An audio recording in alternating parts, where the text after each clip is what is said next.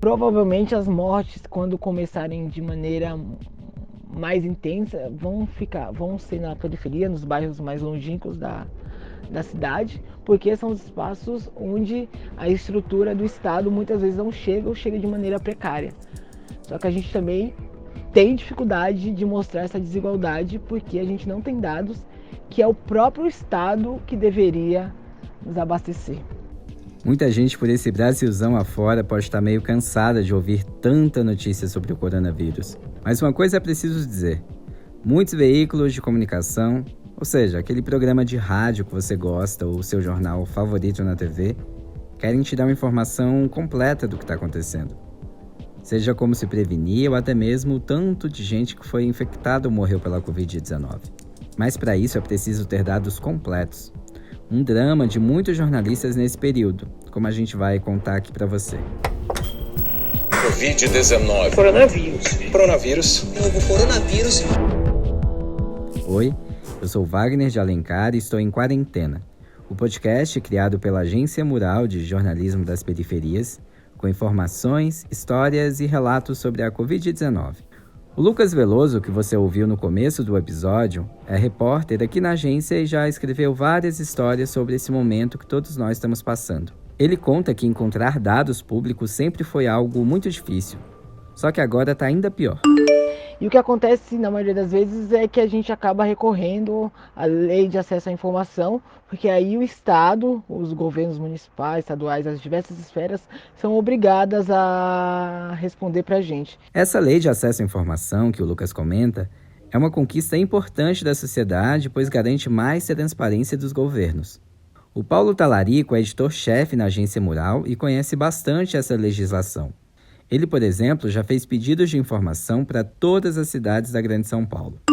A Lei de Acesso à Informação é uma lei criada em 2011, já tem aí mais de 8 anos, e que prevê que todo órgão público, seja a prefeitura, seja governo do estado, seja governo federal, tem a obrigação de responder às perguntas e os pedidos de informação da população. Qualquer cidadão pode fazer o pedido de informação e não é necessário que você justifique o motivo do seu pedido. Isso também está previsto nessa lei. Apesar de ser ótima na teoria, a execução da lei nem sempre funciona tão bem. No entanto, a gente ainda tem muita dificuldade com relação à lei, nem todas as cidades cumprem o que determina essa legislação. Ainda tem muitas brechas e muita falta do cumprimento dos pedidos de acesso à informação, e quanto mais você vai ao âmbito municipal, isso mais fica complicado. Se o negócio já estava difícil, recentemente, durante a pandemia do coronavírus, os governantes tentaram piorar. No dia 23 de março, o governo federal publicou uma medida provisória, que é uma lei adotada em casos de urgência, que suspendia todos os prazos de resposta a pedidos feitos via LAI. Além disso, a medida provisória dizia ainda que pedidos negados não teriam direito a recursos, como acontece hoje em dia. Várias entidades de jornalismo e da própria sociedade civil criticaram a medida. Daí, no dia 26 de março, o Supremo Tribunal Federal suspendeu esse trecho da medida provisória, alegando que seria inconstitucional. Pois é, tem muita gente de olho na transparência. A Open Knowledge Brasil é uma ONG que está medindo, desde o início da pandemia, o índice de transparência dos estados brasileiros em relação à Covid-19. No último boletim, os 2 estados mais transparentes foram Ceará e Pernambuco, lá no Nordeste. Já São Paulo ficou na 6ª posição e precisa melhorar muito.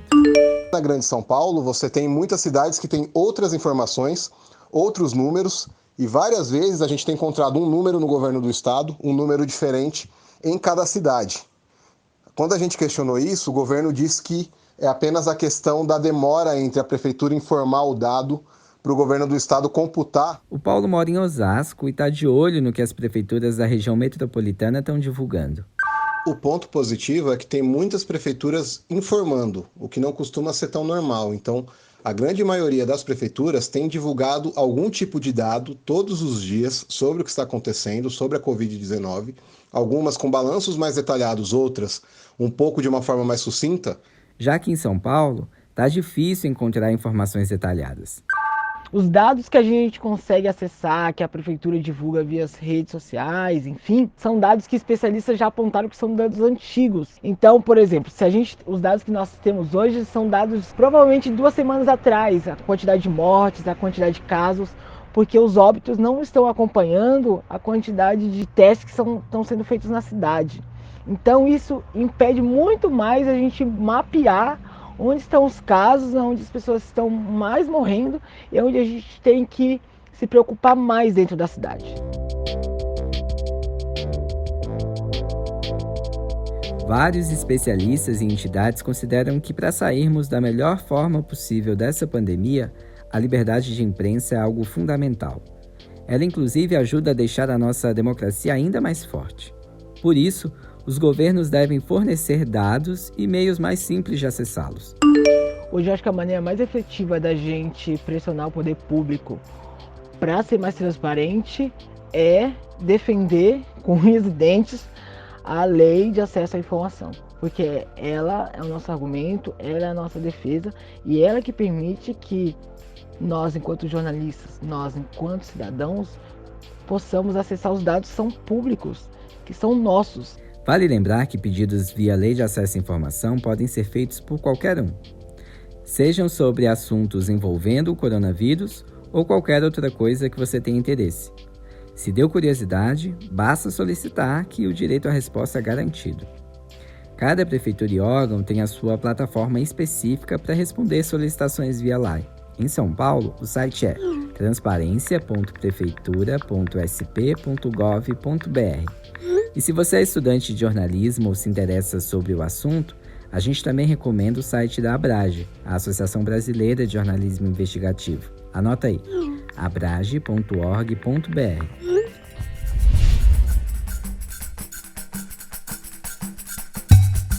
Por aqui, a gente segue em quarentena esperando que tudo isso passe logo.